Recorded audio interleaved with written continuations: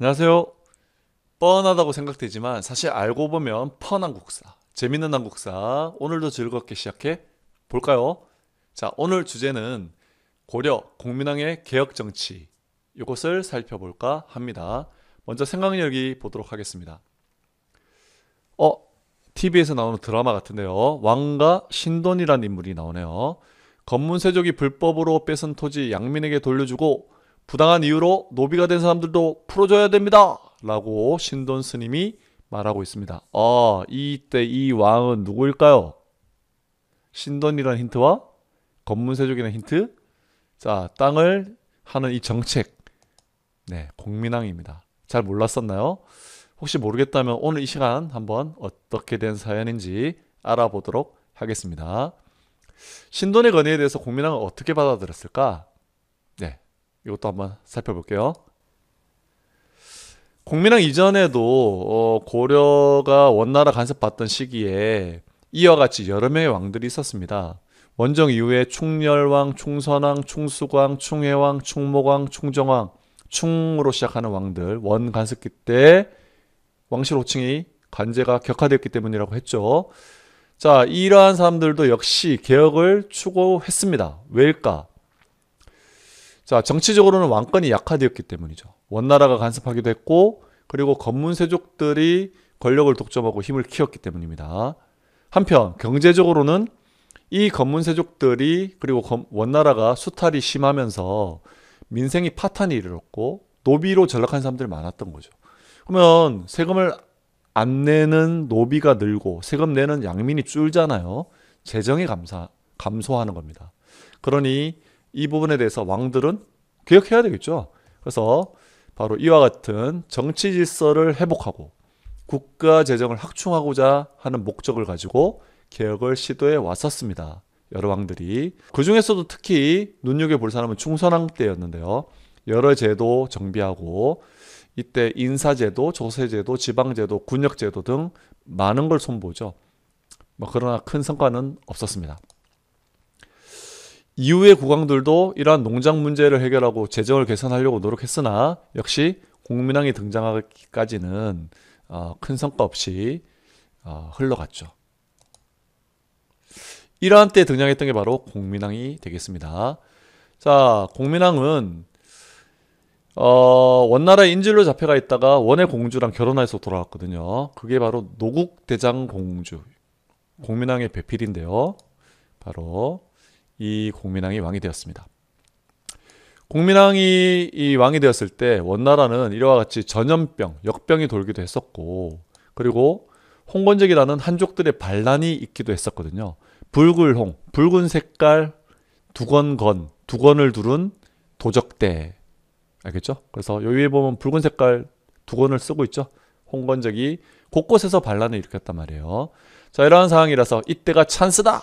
이때가 기회다. 원으로부터 우리가 벗어날 때가 됐다. 라고 주장하죠. 그게 바로 반원 자주정책이라고 합니다. 자, 14세기 중엽에 전염병과 한족의 반란으로 원나라 쇠퇴하는 걸 찬스로 여기고 반원 자주정책을 실시합니다. 원의 간섭에서 벗어나 자주성을 회복하려고 했죠.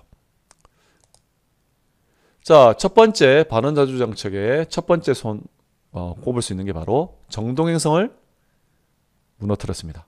정동행성이 바로 내정간섭기구였잖아요. 정확하게 얘기하면 정동행성 자체를 없앴다기보다는 그 안에 이문소라고 하는 특별 연락기구를 없앴다. 이렇게 보면 되겠습니다. 뿐만 아니라 원나라의 군사 조직으로서 우리나라 수탈에 이용됐던 만호부라고 하는 것도 폐지되었다. 이렇게 볼 수 있겠습니다. 그 다음에 끝까지 돌려주지 않았던 쌍성총감부라는 땅을 공격해서 탈환합니다. 바로 여기 이 땅이었죠. 그래서 여기 보이듯이 오히려 그 이전보다 천리장성이죠. 이게 여기보다 더 높이까지 진격을 해서 땅을 넓히는 게 공민왕 때 일이 되겠습니다. 자, 그 다음에 몽골풍 이거를 없애죠. 이게 몽골로부터 벗어나려는데 자주성을 회복하려고 하는데 몽골 풍속을 따라하면 안 될 거 아니에요. 그죠? 그래서 몽골풍을 금지합니다.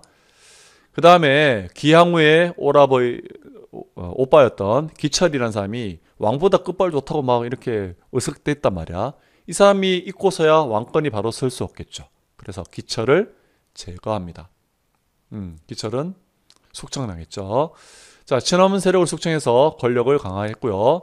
마지막으로 왕실 호칭과 간제를 복구, 다시 원상 복귀하는 모습 보입니다.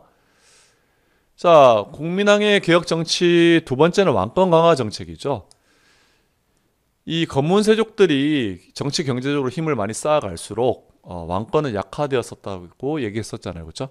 그래서 건문세족의 힘을 약화시키려는 노력을 함으로써 거기서 시소를 타고 있는 왕과 건문세족이라는 이 두 세력이 시소 타고 있다면 건문세족을 약화시켜야 왕이 올라가잖아요. 자, 그래서 건문세족을 약화해서 왕권을 강화하려고 시도했다. 첫 번째 정책은 바로 어떤 지방과도 연결되지 않은 그러면서도 승려라는 나름 존경받는 지위에 있는 신돈이라는 스님을 등용을 해서 건문세족을 타파하는데 척결하는데 앞장세웠다는 겁니다. 두 번째로는 뒷받침해 줄 수 있는 개혁 세력, 이들을 신진사대부라고 부를 수 있겠죠. 이들을 성균관이라는 곳에서 최고 교육기관입니다.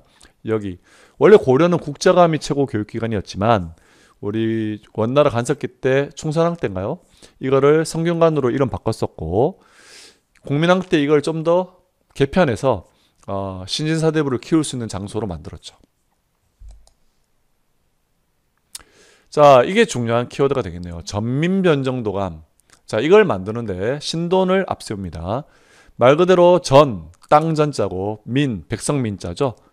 그래서 땅과 백성을 바로잡아서 원래대로 원위치시킨다. 억울한 사정이 있는 거를 예를 들면 건문세족이 뺏은 땅은 돌려주고 노비로 만든 억울한 사람들을 풀어주고 이러는 것이 바로 전민변정도감이죠. 건문세족은 당연히 실망했을 거고요. 백성들은 좋아했을 것 같아요. 한마디로 건문세족 힘을 약화시키고 국가 재정을 확충해서 왕권 강화로까지 이어지게 합니다. 자, 우리 정방이라고 하는 게 최후 때 만들어진 거 기억나죠? 왕이 가진 인사권을 내가 장악하겠어 라는 목적으로 정방을 만들었었다고 했었습니다. 그렇죠? 자, 이러한 정방이 있고서야 왕이 제대로 된 인사권을 행사할 수 없잖아. 그래서 공민왕이 왕권 강화를 위해서 이걸 없애죠. 정방을 폐지합니다. 왕이 인사권을 장악했습니다. 자, 그래서 이렇게 반원자주 정책도 하고 그 다음에 왕권 강화 정책도 했죠. 공민왕의 이런 정책의 결과는 어땠을까? 성공했을까? 아이고, 안타깝게도 건문세족이 반발했고 그리고 홍건적과 왜구의 침입으로 이 개혁에 온전한 힘을 쏟을 수 없는 상황이 되었기 때문에 결론적으로 신돈부터 이간질 당해서 모함 받고 기항을 가게 되고요. 결국 개혁의 주도자였던 공민왕이 시해됨으로써 이 개혁은 중단이 되겠습니다. 이 뒤로 고려는 어떤 원동력을 좀 상실하게 되고 동력을 상실하고 결국 몰락의 길로 이어지기도 하지요. 네, 다음은 읽기 자료를 하나 보고 갈까 합니다. 신돈이 전민변정도감을 둘 것을 청원하고 스스로 판사가 되어 각 처에 알리는 포고문을 붙였다. 근래 기강이 크게 무너져서 탐호함이 풍속으로 되어 종묘, 학교 등 토지와 나라 사람들의 대대로 가져온 전민을 부유하고 세력 있는 집, 이 부유하고 세력 있는 집이 어딜까? 자, 이게 바로 건문세족이 되겠다. 그죠? 건문세족이 강탈하고 거의 다 하였다. 그들은 앞서 주인에게 돌리라고 판결한 것도 그대로 가지고 있고 양인을 노예로 삼고 있다. 건문세족 맞네요. 이들을 숨겨 크게 농장을 만든다.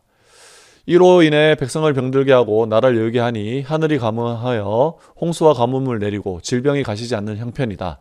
이제 도감을 두어 이를 가려 정비하고 이런 명령이 나오자 건세 있는 호부 건문세족이죠. 다수가 빼앗은 전민을 그 주인에게 돌림으로 안팎이 기뻐하였다. 자, 신돈의 전민 변정도감이 어떤 반응을 불러왔는지 건문세족은 약화시키고 백성들은 좋아하고 왜 전민 변정도감을 둘 수밖에 없었고 한 일이 무엇인지 확인해 볼 수 있었습니다. 자, 지금까지 오늘 배운 사건의 중요 단어 키워드들을 정리해 보았으니까 하면서 복습해 봅시다. 모두 수고 많았습니다. 안녕.